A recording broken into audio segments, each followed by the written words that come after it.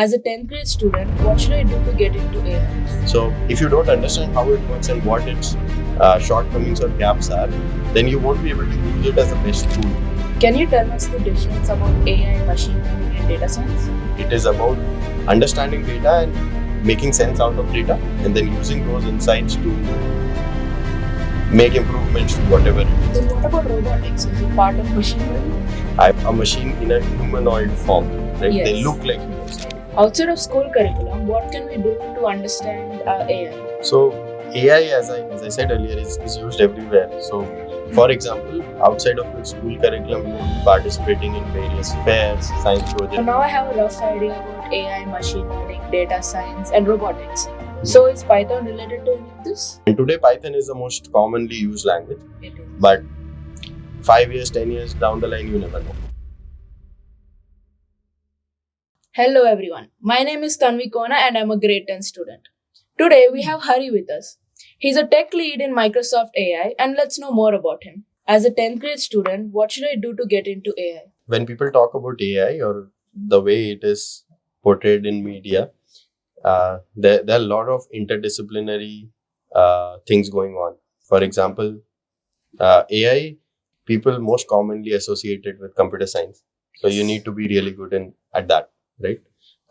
But if you are interested in like true theory of AI and understanding where it comes from, then it's really mathematics that people should be focusing on. So in 10th grade, you are already learning the core concepts of AI.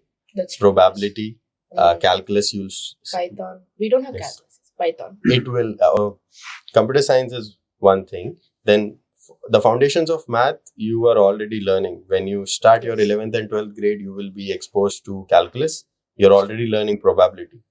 So AI is based on a field of mathematics called optimization as its core piece. And optimization is just probability and calculus. Okay. So when you learn these things and linear algebra, which again you will learn. So all these things will, if you're interested in like research in AI and understanding, for example, why and how can machines be intelligent, you really need to understand the math. Okay. Computer science is a tool to implement that, but the theory comes from math. So you really should be focusing on these three areas: probability, calculus, as well as linear algebra. Okay. So for example, when I joined IISc for my master's in AI, those were the subjects that we were doing in our first semester. IAC in the sense? Can you explain in simpler form? Yes. So IISc is Indian Institute of Science. It's an institute in Bangalore, which is the top research institute in India. So there I learned AI as a master's program after my graduation. So there in the first semester, we were learning these three subjects. Okay. And this, of course, we learn in school as well. And That's true. Yes. so getting deep into that will make you be very well prepared for understanding AI. Not just as a career, but I think it's important for students to also understand how AI works so that they can use it as a tool in other careers that you'll make. Yeah, since it's evolving and so on. Yes, it is there, right? Now, ChatGPT is used by almost everyone for many That's true. things. Yes. So if you don't understand how it works and what its shortcomings or gaps are, then you won't be able to use it as the best tool. As an engineer, which I am, and I hope many of you will be. So as an engineer, it's important to understand what tool does what. That's true. So there are two ways to look at it. One, you want to make a career in AI. Then definitely math and computer science are the two most important things that you should focus on. Okay. But even if you don't want to build a career in AI, you still need to understand AI just because of how important it is going to become, like the internet, or like Yes. everyone needs to know at least to use computers or mobile devices as a tool, even if that's not your career, right? So I would say definitely focus on those two things, computer science and math. Okay. That will make you prepared in general for AI, not just as a career. Okay, understood. Yeah. Can you tell us the difference about AI, machine learning, and data science? Right. So that's a very good question because these three are very overlapping. And That's true. even in industry, you will see jobs like AI engineer, ML engineer, AI and data scientist, ML and data scientist. So a bunch of roles which are very confusing to me as well.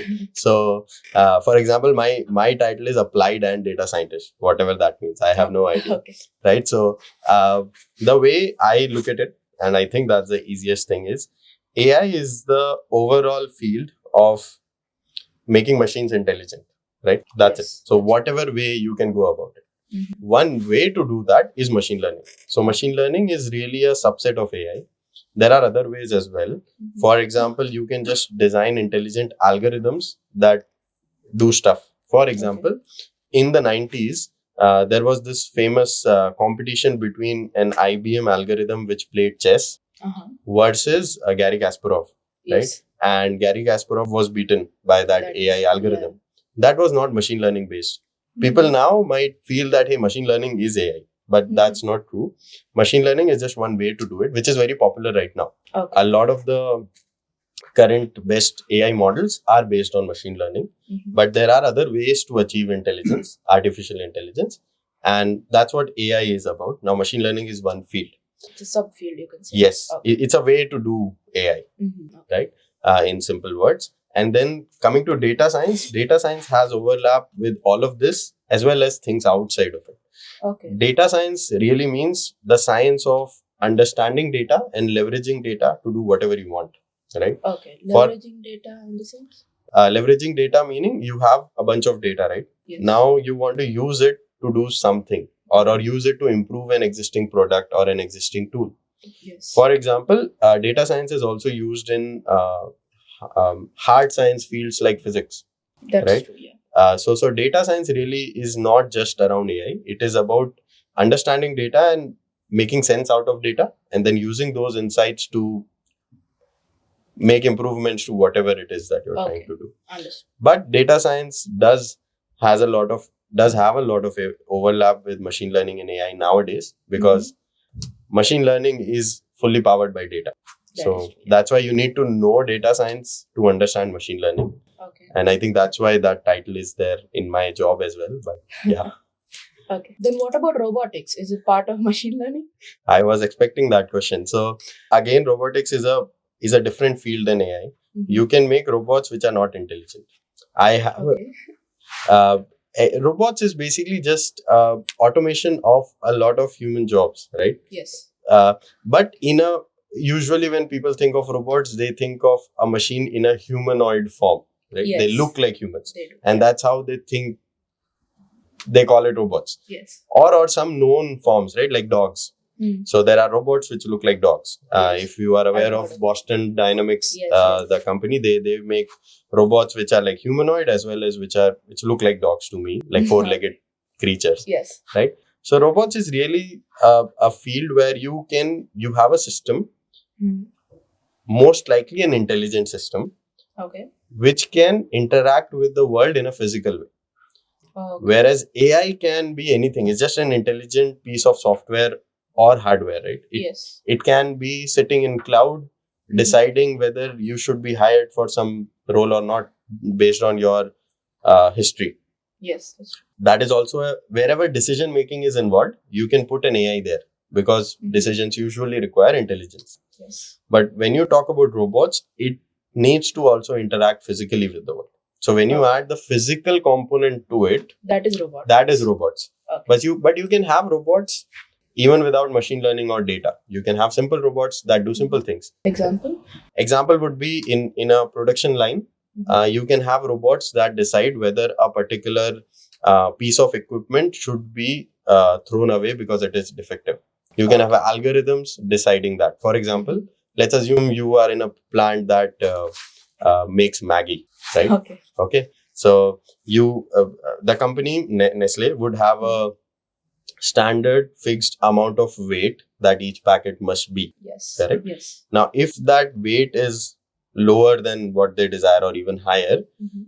a robot arm might pick it and push it Okay. away and not let it go for packaging, right? Okay, So yes. that's also a robotic arm doing something based on a simple if-else logic, If else, right? So it's not, I mean, you can call it intelligent, but I wouldn't put it like that. Okay. And then you have very advanced robots. Like there are robots now who do bypass heart surgeries. Yes, I've heard of them. Yeah. Right? So they are also not using any algorithms. They are designed very specifically to do a very specific thing. So they can be intelligent, but not really intelligence in the general term, right? What when people think of AI, they usually mean general intelligence, Okay. which is like understanding what I am talking about, answering the way ChatGPT behaves, right? Yes. But that robotic surgery equipment is not really intelligent in that way. It is Okay. very good at what it does, but it's an algorithm and it's not a general AI. So Okay. that's a difference. Understood. So now I have a rough idea about AI, machine learning, data science, and robotics. So is Python related to any of this? Right. So interesting question. Python, I assume you folks learn that now in Yes, school. we do. So Python is related to all of this in the sense that Python is the most common language that we use when we are developing these systems. Okay. Right. But it's just that it's a tool like any other language. And for different fields, we have different languages that work really well. And it is due to a bunch of reasons. But the most common reason is that it is being adapted by everyone. And now everyone develops in Python. So somebody who's coming new into the community, right? Yeah. If they want to learn quickly from others and use others' work, Python is the best way to do that because you'll already have a community which knows Python as a tool to develop and use AI, ML, data science, all of that. Okay. So it's just a language, but I would rather focus on understanding. It's just a way to communicate, I would say. The way you use Hindi, English or Telugu to communicate to anyone, you use Python as a way to communicate and say what you want to say and make the system do what you want to do, right? At the end. So look at it as a tool, but there are concepts which are core to Python or any other programming language, which you would learn in computer science, like dynamic programming, object-oriented programming, all of that, right? Yes. So those are much more important because when you develop those skills, you can then apply it to any language, right? And today Python is the most commonly used language. It is. But 5 years, 10 years down the line, you never know. Because when I was studying C++ and Java used to be the most common programming language that we even learned in school. But now it is Python because Python is very commonly used for AI and data science. That is true. So if Python is commonly used, what about the other languages? So they are still used, but for very specific use cases. For example, Android and all of the app development that happens mostly is based on Java or a version of Java. Whereas C and C++ are still used for programs that need to be very quick because they are low level languages. They are lower in the stack and closer to the hardware. So you can do much more efficient and fast things using that language. Whereas Python is a higher level language, so it is not as efficient as C++. Right? And Java has its advantages that it is very good as a portable language when you want to deploy it across a bunch of systems. What do you mean by portable language? So not the language, but rather the way it is deployed, right? Using Java, the product that allows you to create modules that can be easily deployed on a bunch of systems.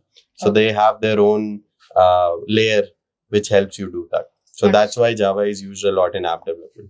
Okay. Outside of school curriculum, what can we do to understand AI? So AI, as I said earlier, is used everywhere. So for example, outside of your school curriculum, you would be participating in various fairs, science projects, hackathons, competitions, right? Yes. So given the general use of AI and how powerful it is, you can integrate it into anywhere.